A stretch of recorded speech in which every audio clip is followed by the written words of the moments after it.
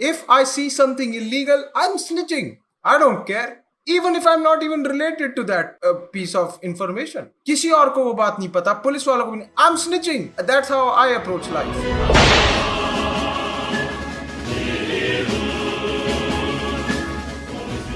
भाई राम राम. जिम में एक आंटी है, कैसे सेट करें? आंटियां होती है ना, उनको आपको जाके बोलना है, first of all ma'am, I am really glad कि you know you're so like, आपको तकलीफ नहीं होती, मतलब you're like 25, 30 and आप ये कर रहे हो. Of course she's 40 plus, but you have to pretend like she's 30 instead of using terms like vague and derogatory terms like auntie, ma'am. You say like please यार, आप कहीं और, यार, use यार. मतलब आप उन्हें देख रहे हो तो फिर आप उनके साथ में engage करो ऐसे कि like she's young, she's younger than you.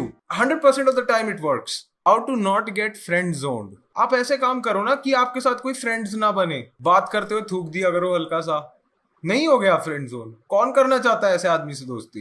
How to deal with awkwardness while sitting close to ex in your class. ऐसे बैठा करो पहले तो. वो ऐसे जा रही है पानी की बोतल भरने के लिए, आप एकदम से चले गए, मैम मैम मैं गो टॉयलेट. फिर मैम ऐसे हो जाएंगी, 1 मिनट अभी अर्पित गया, फिर आप जाना. एंड जब भी आप ऐसी कुछ हरकत कर रहे हो तो फिर आप जाते हो एक कमरे से.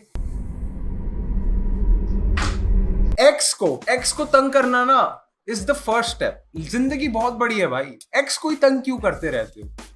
एक्स के घर वालों को, समझ रहे हो ना? उसके पापा जहां पे काम करते हैं वहां पे जाओ, प्रैंक वीडियोस बनाओ अंकल के साथ में. हर रोज पहुंच जाते हो और अंकल के साथ में प्रैंक करते हो और उनको यही नहीं बोलते कैमरा का है. सारी की सारी प्रैंक, किसिंग प्रैंक कर ली, सब कुछ कर लिया, बट बताया नहीं कैमरा का है. सिर्फ और सिर्फ डिस्टेंट कजन्स. ऐसी किसी बंदे के पास जाओ जो ये सब देखता है ना कि आप कैसे रिलेटेड हो एंड एवरीथिंग, ये सब कुछ कैसे रिलेटेड हो, ये कर लो भाई. जाके दूर बैठो किसी से, ये फ्रॉड बनवा लो कि मैं और तू रिलेटेड है, और उसके पास जाओ और उसके बाद उसको ये दिखाओ, ये देख हम दोनों रिलेटेड थे और तूने क्या करवाया मुझसे उस दिन, बता. वो तो बच गया, मैंने रोक लिया, मैं खत्म हो गया. ये मैं सही बता रहा हूँ भाई. एक्सेस को तंग करना should be an Olympic level sport. पूरा दिल्ली है ना, दिल्ली वसंत कुंज वाला एरिया बहुत अच्छा खेलेगा भाई. हम लोग गोल्ड ला सकते हैं. अर्चना को इम्प्रेस करने के लिए शायरी बताओ. मैं क्यों बताऊं? मेरे से थोड़ी हो रही है. ये तो हद हो गई भाई. मैं शायरी बताऊं, मैं मेहनत करूं, अर्चना तू पटाए, ये तो नहीं चलेगा ना. कमीशन दो या तो मुझे भी थोड़ा सा, लाइक कि एटलीस्ट ये सब हो अलाउड. कक बाला, ओए इज्जत से. कक साहब, हम 4 लड़कियां हैं, आर्ट्स करा है, आगे क्या करें?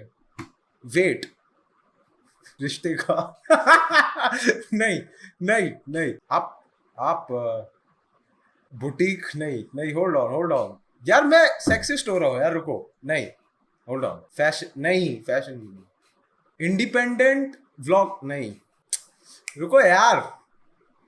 आर्ट्स किया है ना आपने, ऑथर बन सकती हो आप. ऑथर, और ऐसी बुक्स लिखना, लव आफ्टर मैरिज. चलो भाई, आज हम बात करने वाले ऐसे टॉपिक के बारे में जो ना मेरे बहुत दिल के करीब है. डिवोर्स. बहुत सारे लोग ऐसे देखते हैं कि भाई डिवोर्स हो गया मम्मी पापा का. बच्चे जब होते हैं ना स्कूल में छोटे होते हैं, बड़े लोग होते हैं, उनके ऐसे पता चलता है 30-35 के, और उसको पता चलता है मेरे मम्मी पापा का डिवोर्स हो गया. बोलता है सच्ची? ओ ठीक है, मैं कॉल बैक करता हूँ, मीटिंग में हूँ. Doesn't matter.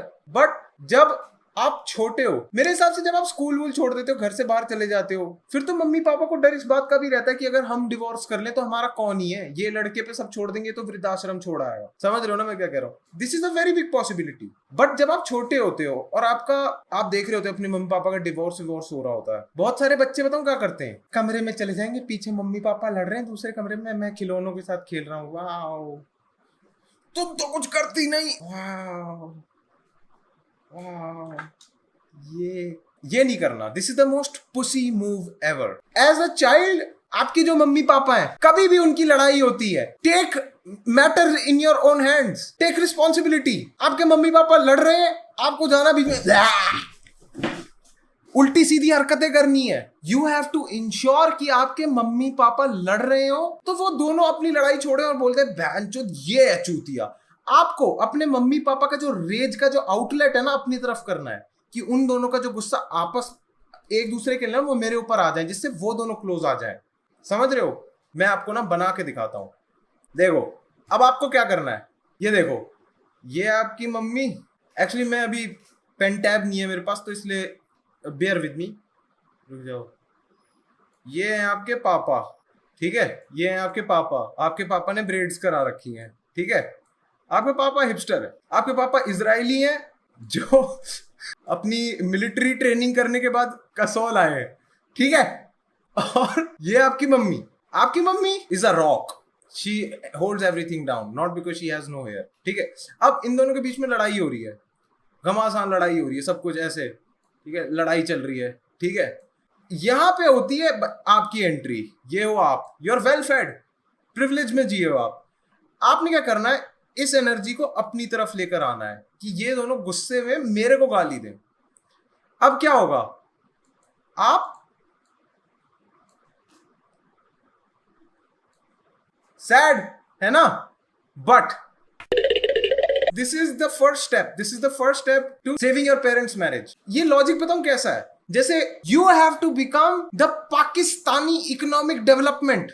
देखा है ना, जैसी पाकिस्तान की इकोनॉमी के बारे में बात आती है सारे लोग क्या चूती हैं भाई, पागल, दिमाग ही नहीं है भाई, खाली नहीं है वह, कर्जे पे कर्जा, दिमाग ही नहीं है। You have to be that for your parents marriage. उससे बताओ क्या होगा, उससे कोहेसिवनेस ऐसे बढ़ती है, पोलराइजेशन ऐसे बढ़ती है। You have to give to people something to hate so that they can love each other.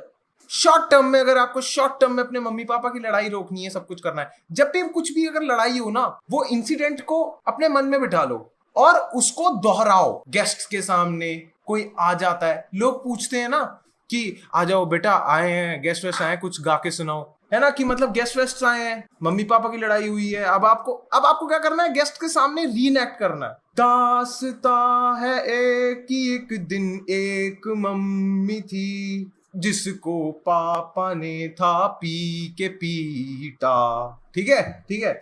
Mummy ने फिर कॉल किया नाना को और नानी को और घर के बाहर लगा मामा का डेरा। रुको, अब गेस्ट होंगे ना, वो ऐसे सोच रहे हैं। उसके बाद मामा ने पापा को स्कॉर्पियो में भरा और ले गए नानी के हाउस, और ले गए नानी के house. Directed by how would a Nigerian lawyer fight? As per the law, as per the fucking law. Stop thinking that I am a racist man. A Nigerian lawyer will fight as per the law. He will argue as per the law, as per the procedure set in law, by the guidelines of the council. Your Honor,